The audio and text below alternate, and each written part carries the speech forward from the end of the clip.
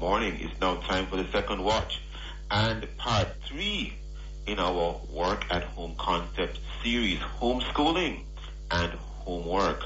Now, for the past several days, a majority of our homes have been transformed into offices and schoolrooms, while staying or trying rather to maintain home life. So there's a lot of balancing taking place there. Now, how are everyday people managing this? How are children coping with this? Can I call it confinement? I don't know. How are you dealing with it as a parent, mother, father? How are we all going to survive if the current state of affairs, God forbid, continues and goes on much longer? And then you have not only persons who are mommy and daddy, you also have the uncles and the aunts and the grandparents and the many other persons who in some way, shape or form are parenting children. We have to discuss this morning. Mr. Roland Gale, he has an 8-year-old child. He is an entrepreneur, father and husband. And we also have a Simone Francis Grant with a child of 4 years of age. And she's a teacher, mother and wife. Good day to both of you on this parenting, homeschooling, working at home day. Good morning to you and good morning to the listeners as well. No, a little bit here. I do recall up to about age 5, my mother at that time, for whatever reason, she chose not to work. So I had the benefit of being homeschooled by her. So I do recall sitting at a table, and it was like a real school. And you would learn about the alphabet, and you would learn about how to put words together, how to put letters together, etc., etc., etc., which I found beneficial. So by the time I started to go to school at age 5, I was already familiar with much of what was taking place in the classroom. Now, we are in a situation, however, and my mother, by the way, she was a trained teacher, so she had that advantage, having already learned how to pass on information to someone. Now, what we have here, Mr. Gale and Mrs. Francis Grant, well, Mrs. Francis Grant, you are a teacher. But what we have here now are a lot of parents who are being asked to keep their children at home, but they may not be trained teachers. And so they are trying to work from home because they have to provide for the children. They have a boss waiting on the results that they are putting out. And at the same time, they have to be trying to supervise a child who is learning from them. And they may or may not be trained teachers. And even if they are trained teachers, it doesn't mean that they are going to have a fantastic job of passing on information to their children at this time. Help us. What are some of the challenges that we can experience in all of this? I'm going to start with you, Mrs. Francis Grant, and then Mr. Gill. Well, based on my interactions with my parents and being a parent as well, some of the challenges are exactly what you said, passing on the information. Of course, as teachers, we're home, but we send the curriculum, we send the activities to the parents, and so no. I'm having a slight challenge hearing you, Mrs. Francis Grant. Can you speak a little bit directly into your phone? Okay. I was saying that yes, I've had the experience, talking to my parents. They are having challenges with that, passing on the information to the children. Some of them, yes, will know it, but to pass it on, that's the challenge, or one of the challenges. So what we have as teachers have to be doing now, even though we send the work or send videos that assist, we try to liaison with them via WhatsApp or whichever medium to see how we can simplify, because the passing on is an issue. Yes. It's one thing for you to know the material, yes, but to dispense it to the child, yes, to let the child understand what you would like them to know, right, and to follow the syllabus or the curricula, whatever that is. Now, you are a teacher. You can't go to school to teach now, I take it. Right. And you are teaching your children nonetheless remotely or not, no? Yes, ma'am, we have to we have to work from home. You're working from home and you're teaching your class remotely. So What age of children you teach? Well, 9-year-olds and 10-year-olds. So right, 9 to 10-year-olds. So all of these children, they have their computers at home where they can follow you? Well, that's also an issue because, I've been having parents calling to say, it's one phone in the house and some of them still have to go to work. Some of them still have to, be in contact with their families and friends, and the work coming on the phone, so there's a space issue. Your school is not one of those who might have been a beneficiary of some sort of tablet program where the child gets a tablet? Well, it started, but, there were challenges along the way. So we had to, So not every child has the benefit of having a tablet? No, not every child. And This even is... not a device, but, yes. Access, internet access. So, and internet access is another challenge. Yeah. For some of the you end up only teaching some of the class. That's the thing. Those who can access, those who have devices are privy to. What we do also is try to call, or so they can follow on the phone.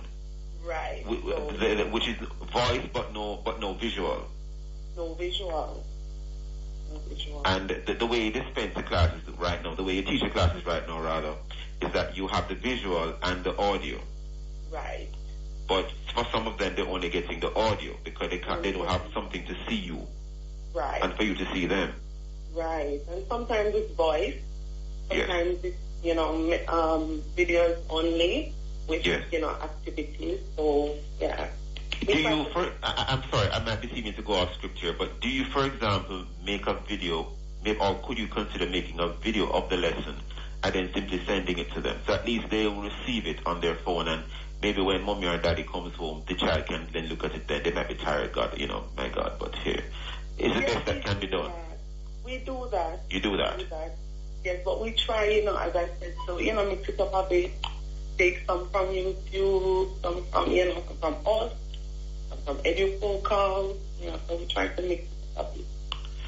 Wow, this is a lot, and for the children to be going through this at this time, it can be stressful. Now, Mr. Gale, entrepreneur, father, husband, 8-year-old child, what is your experience with all of this? You're an entrepreneur, so what field of entrepreneurship are you in? My wife and I, we are in media monitoring. Media monitoring. Yeah, one of our benefits in a time like this, yes, is that we actually work from home. Yes.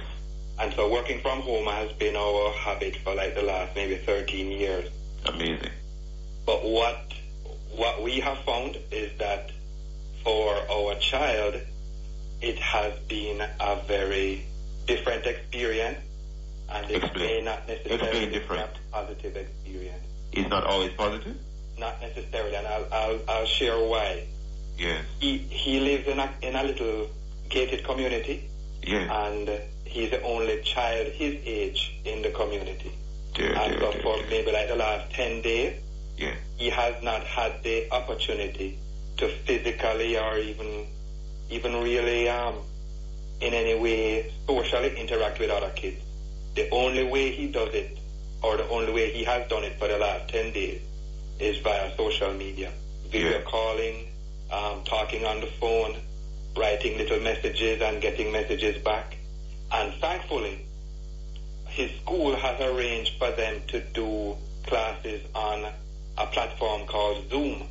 Yes. So he has done a number of classes with his classmates and his teacher, where he can see, where he can chat, where he can raise his hand, where he can answer questions, and everybody sees everybody else.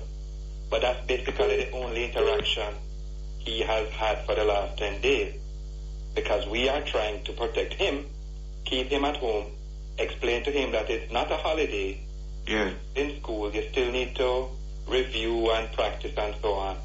But he has had a different experience.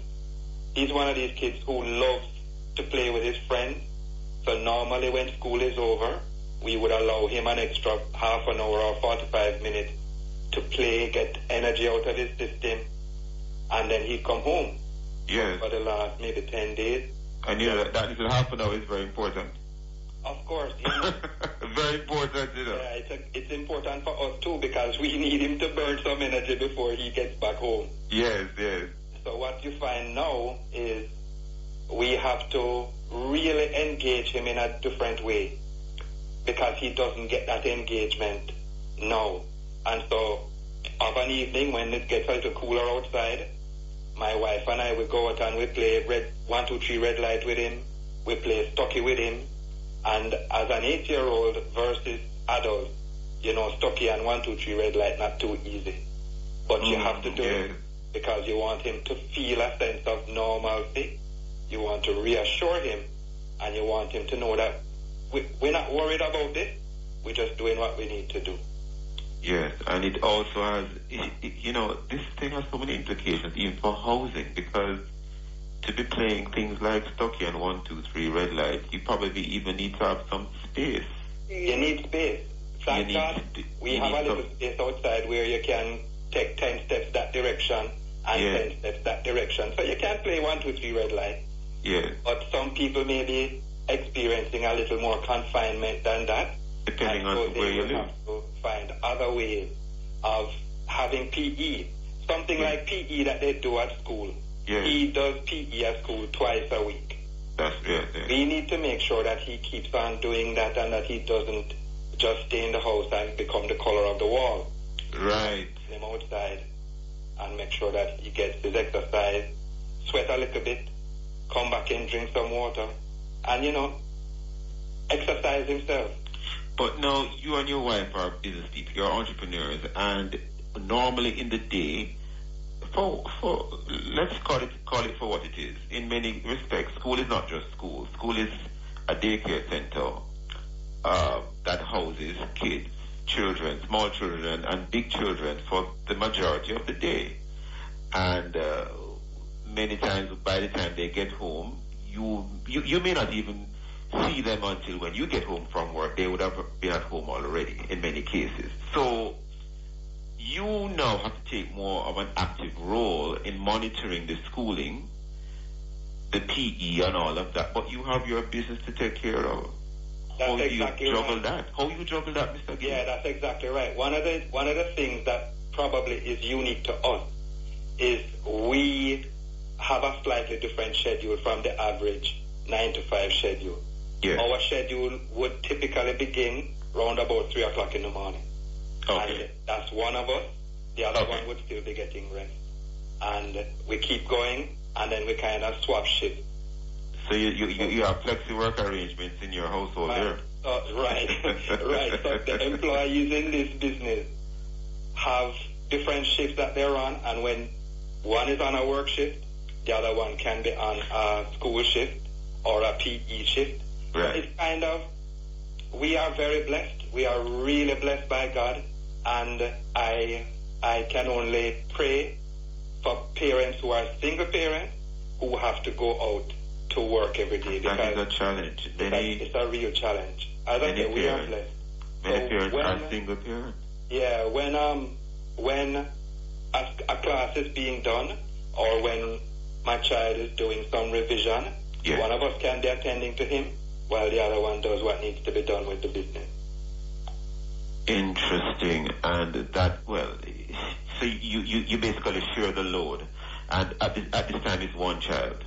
Yes, it's just one child. So here again, we don't have some of the challenges that other people have, because other people may have a child doing PEP, a child who is much younger, a child who is much older doing one of the C-SEC things. Yes. So there are different needs for children of different ages, and our child needs a little of structure. And as my wife would say, we have to plan for him or he will plan for us. And so we have to ensure that we take him through the structure, and when we find that he's getting a little restless, we say, all right, come, go run on the treadmill or something like that. And here again, that might be something that not everybody has. But what we try to do is we try to make use of our environment. We try to make use